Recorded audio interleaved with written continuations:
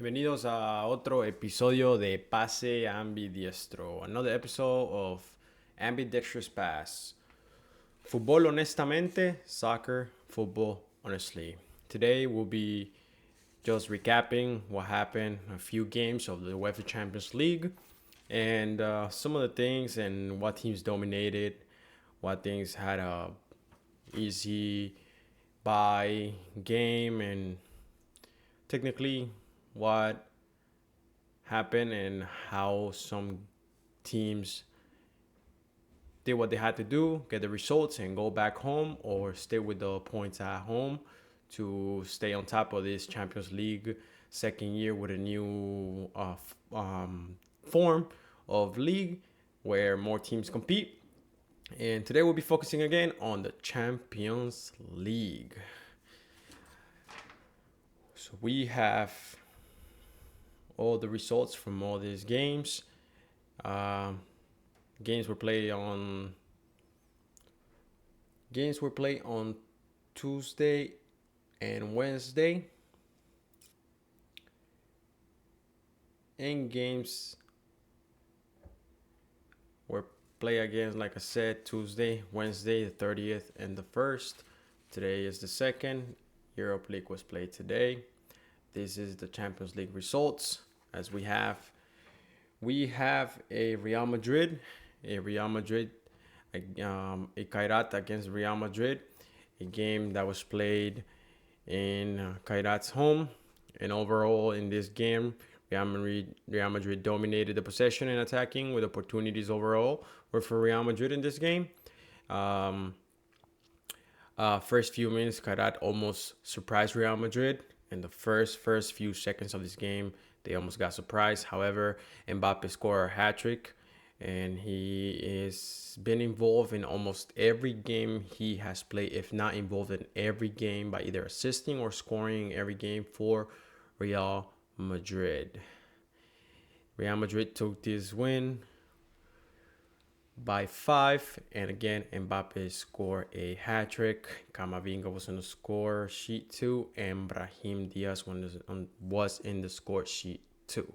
Then we have in Atlanta against Club Brugge, Atlanta that won 2-1 in this game. Then we have a Bayern that won 5-1 against Pafos, a really comfortable win. Bayern has been dominating in the Bundesliga, and they have been dominating in the Champions League so far.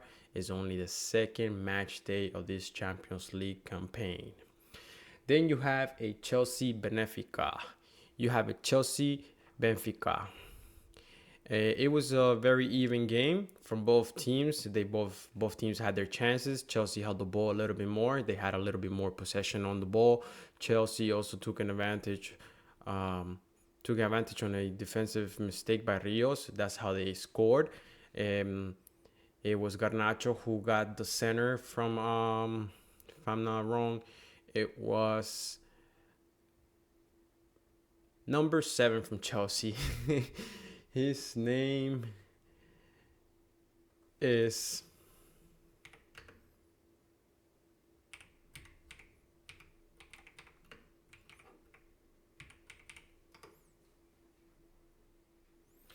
Pedro Neto. Top of the head, I can't remember too many players, too much football. A lot of football being followed these past few days, this season, past season. A lot of games, a lot of stars, a lot of players. However, it was a center given by Pedro Neto, putting the ball in, and Garnacho tried to put the ball in after getting the center, tried to put the ball in the middle, and a mistake by Rios trying to clear the ball ends up in the back of the net, and Chelsea capitalizes on this. And in this game, Chelsea gets another red. This time it was to an attacking player. However, this is the third game for Chelsea with a red. This is becoming a streak for Chelsea. It's becoming something that the coach should be a little bit aware.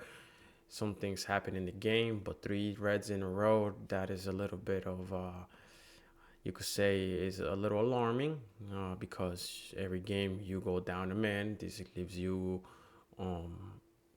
you with such a gap. Takes It takes the level and the of equality in the game, 11 versus 11. Then you go man down.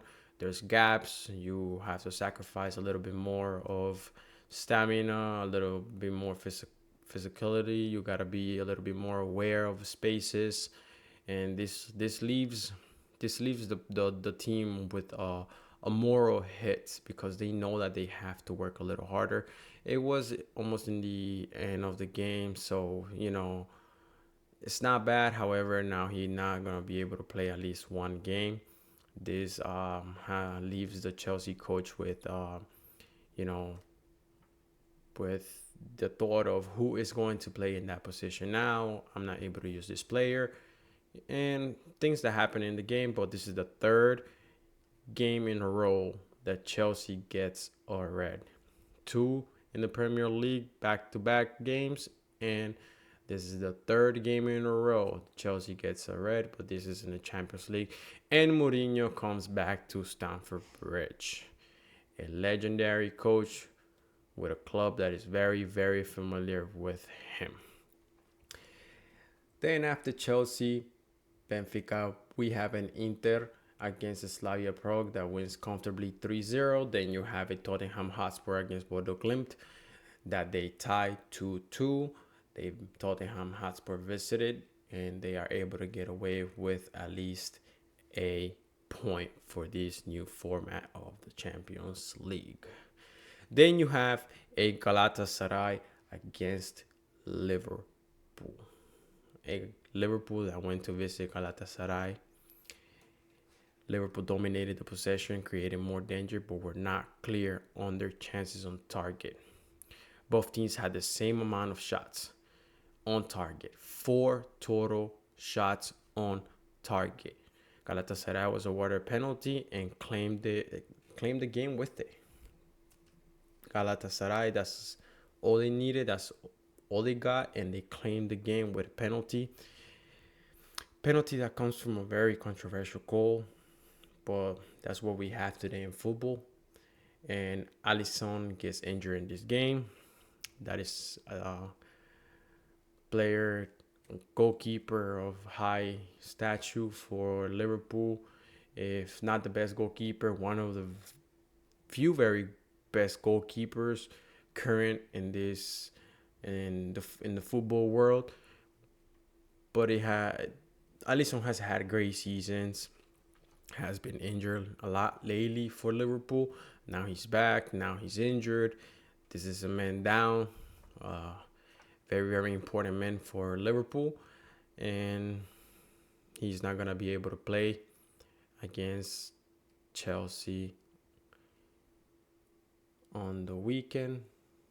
But Liverpool lose this game against Galatasaray due to a penalty awarded to Galatasaray, and that's all they needed to take this game with them and leave the 3 points in this new UEFA Champions League format.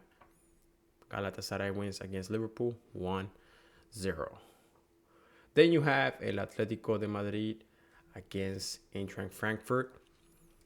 Atletico overall were superior when it came to creating danger and finishing their opportunities. They opened score in the 4th minute of the game. Atletico had 18 shots, 12 on target, and 5 goals. Statistics pretty much speak for themselves. 18 shots, 12 on target, 5 goals. And the game ended up 5-1. Atletico dominated this game. Overall, they had more possession, created more opportunities, had more connection, dominated the ball in every way. Atletico was all over this game, and they win 5-1 against Eintracht Frankfurt at home. Atletico stays with the 3 points at home in this new UEFA Champions League format. Then you have a Marseille against Ajax. A Marseille that wins 4-0. Ajax dominated the possession, created shots, but were not as clear and clean as Marseille. And it was an early take on from Marseille from the minute 5. Ajax had 13 shots. However, only 2 on target. Marcel created 9 shots and had 6 on target, and 4 of them ended in the back of the net. Clinical game from Marcel, even though they didn't create as much opportunities as Ajax, they were still able to win this game 4-0. Then we have a Copenhagen against a Karabakh that wins 2-0. Then we have a Union St. Gilles against Newcastle. Newcastle claims this game 4-0. Then you have an Arsenal against Olympiacos, and Arsenal that won the game 2-0. An Arsenal that dominated the game, and Arsenal that created more danger.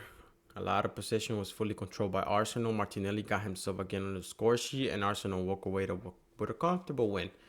They created a lot of opportunities. The score was not high, but they win 2-0, and this is good enough for Arsenal to walk away with 3 points and stay on top of this new Champions League format. Then you have a Monaco-Manchester City, a game that ends tie. Man City dominated this game. Overall domination by Man City. Man City opened score with Haaland in the 15th minute. In the 15th minute, with a cheeky goal. A ball that's put in the box. Haaland is a fast guy. He can get up there. He's very, very athletic in the air. And he does a cheeky finish. Just lobbing it over, touching the ball in the air over the goalkeeper. And there it goes, inside that net. Monaco answered 3 minutes later with a great goal, a great shot from Teze. A beautiful, beautiful shot from Teze, tying the game. And then Erling Haaland scored the second goal before the end of the first half. Monaco, however, was able to tie this in the 90th minute or so with a penalty that was awarded to Dier. It is a really, really, really controversial call, but the officials are the ones who have the power in their hands and the ones that know the ruling. If it's a foul, and if it's not, then the game would have kept going. But it was a foul inside the box, penalty given to Monaco. They tie it back. It leaves a bitter, sweet taste in Man City's mouth after they dominated this game, created, but they walk away with a tie against Monaco, visiting Monaco. But it's a tie. It's not a loss. Yes, we all want to win. Nobody wants to lose. But this is part of the game. Sometimes you win, sometimes you lose. And even if you keep winning, sometimes you got to lose. You cannot keep winning all the time. Even teams that have a 30-game streak, it comes to a point that somebody comes in and a movable object meets an unmovable object, and that's all that happens sometimes. Then you have a Leverkusen against the PSV that finished tied. Then you have a Borussia Dortmund against a Athletic Club. A Dortmund that dominated the attack, created more clean danger, scoring 4 and holding the ball a bit more. And this is the second Champions League loss for Athletic Club. Then you have a Napoli Sporting. A Napoli that created more, but only had 3 clear opportunities. Hachelon scored a brace. Sporting had 4 clear opportunities, but fell short against Napoli. A Napoli that keeps getting better as the season goes and keeps holding this momentum that they have built from last season. Napoli has great players, has gotten some new acquisitions that help the system and make their football flow better. Their technicality, player like De Bruyne, he knows where and when to put the ball with a certain amount of weight, pressure, and precision, just for you player like Hachelon to be able to just put it in the back of the net, make a fast run, and finish his job. Great for Napoli. They have been in great form. They lost their last game in the Serie A, but they pick up and they keep moving. Then you have a Villarreal against a Juventus. Villarreal dominated the attack. Juventus held the ball a bit more. They tied the game for both sides to each walk away with a point. Both strong teams. A Juventus that you could say has new gems coming up, but is shot down by Villarreal, and they both walk away with a point on this new format of the Champions League. And then we have a game that brought a lot of attention, a lot of attention. This game is Barcelona PSG. Barcelona they played in their home, not in Camp Nou, as we know. Camp Nou is still under construction. They keep giving new dates. Only the club organization will know when this new stadium or new renovations to the Camp Nou will be done. However, we have a Barcelona against a PSG. A PSG that dominated this game overall, had more possession, created more danger, and had more shots on target. And yes, we never expect a Barcelona to be on the other side of the coin. What do I mean by that? We always expect Barcelona to be the team that dominates possession and creates more opportunities. Lately, they've been playing like that. They have shown that on their statistics. But this time, PSG with a familiar way of play, because we know Luis Enrique was at Barcelona. Most of the coaches that go through Barcelona, no matter what coach they have had that identity of tiki-taka. That's where tiki-taka was mastered. So every coach that comes there knows that team already has that identity. They just develop their technicality. Whatever is the mindset and the way of playing of the coach that's there, they just apply their football to the tiki-taka that Barcelona is known to identify with.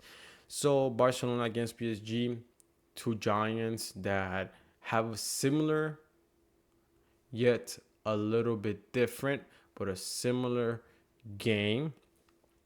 And PSG dominated the game. They had the ball a little more. They created more opportunities and had more clean opportunities. Barcelona took this game first. PSG tied it with a youngster, really young player. Barcelona opened this game with Ferran, assisted by Rashford. Rashford that is, those that seen Rashford and have seen his process from where he was in Manchester United and everything that went on in Manchester United, they can tell that he is gaining his spark for football again. He's putting that talent that he has again into the pitch, into his football, and he's becoming a difference maker, an effective player on the field. You notice that Rashford is coming back. He assisted the goal for Ferran. In the minute 19, Barcelona takes this game 1-0, and then Nuno Mendes, a defender that had Lamine Yamal quiet last night, assisted this goal for a youngster, Seni Mayulu. The game goes 1-1, and it stays level at that point for the first half. Until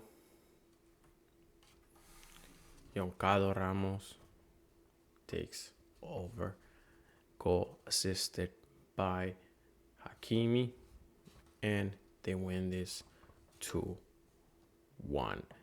PSG walk away with the win, even though they were missing some key players due to injury. PSG, one of the very few, if not the only team that is able to expose the high line Barcelona plays. Not every team that plays against Barcelona is able to handle that high line. It's a very strategic thing to do. Personally, looking at a lot of football, not every manager tries to apply that into the game or strategy of game on holding the line high so other teams are caught offside. Barcelona is being one of the very few teams, if not the only team in football currently that plays with a high line. Hence, Flick has been able to incorporate that into his Barcelona team, and I believe they have been doing a great job. But the same way you train to hold the high line, other teams can train on how to break the high line. And in this occasion, I believe PSG did a great job exposing that high line and leaving Barcelona in no man's land. 4 defenders on the high line, leave them on a no man's land, and they capitalize on that, and they are able to expose to show that if you do these small things in the training field, you are able to bring it onto the actual game. So Barcelona seemed exposed at that time in that game, and PSG is able to capitalize that. And now some coaches will pay attention to that. Some teams will pay attention to that, and they will start applying this, and they will start being able to show how to expose the highlights Barcelona plays. In this game, it was a tight game, but dominated by PSG. Mendes had Lamine Yamal on lock, best current left back in the world against the best right winger in the world. And he was able to keep his side secured. Mendes was able to keep his side secured and keep Lamine Yamal quiet for the night. You know, it's great. 2 young, great players, 2 young stars that are coming up, have made a statement in current football, but they still have a lot of room to grow, a lot of room to better their game, a lot of room to analyze their game and make small differences to even make their game more complicated for the opponent. And this was able to keep Yamal quiet. He was able to assist, and he took best player of the match. Barcelona, PSG, 2 teams with a similar yet different game and different execution of game. They have speed, they have technicality, precision, great pressure. Players teams of almost the same pedigree with a different execution. If you watch these 2 teams, you will understand why Barcelona is known to be the team that developed tiki-taka. Every coach that passes through Barcelona is able to incorporate their philosophy of football with the tiki-taka Barcelona has. And in this case, we see Luis Enrique said it. Barcelona was my home, will always be my home. I'm a member. I watch the club. Those are words coming from Luis Enrique. And if he says this, it's because he still knows and sees the identity of such team. A team that has been performing great, but they fall short against the PSG. A really tight game, mostly dominated by PSG by holding the ball and creating more danger. They are able to take away this game with a win as visitors in Barcelona. This is it for the Champions League. Really short, 2 days of a lot of football. The Europe League is still going on. And on top of that, you're going to have the Conference League too. A lot of football to follow, a lot of competitions. Something that as a football fan, as a football lover, is really hard to keep up. But a lot of competitions, a lot of competitions that have been created, a lot of Same way that these competitions have been created, there's a lot of controversy that follows them because, again, players have been complaining, coaches have been complaining, international coaches, club coaches, and players that are the ones who are receiving these wages are complaining. Can you really get quality football when you're playing every 2 days? Can you get quality football playing every 2 days? In reality, not really. But that's a different topic due to the investment that has been put in football lately. This is a sport that takes a lot from players physically. You're running, constantly running. You're just not standing. 90 minutes of sprinting, jogging, running, constantly at a high rate. It's not easy. However, some justify it that due to the wages these players get, they should be playing, if not every 2 days, every other day. Something that I don't think professional players agree with because they have spoke their mind. But this is something to talk about on a different time. Right now, we're just focusing on the Champions League. And that's it for this Champions League match day 2. Have a great day. Please subscribe and like. Thank you. Have a great day. Pase ambidiestro. Fútbol honestamente. Ambidextrous pass. Soccer, football, honestly.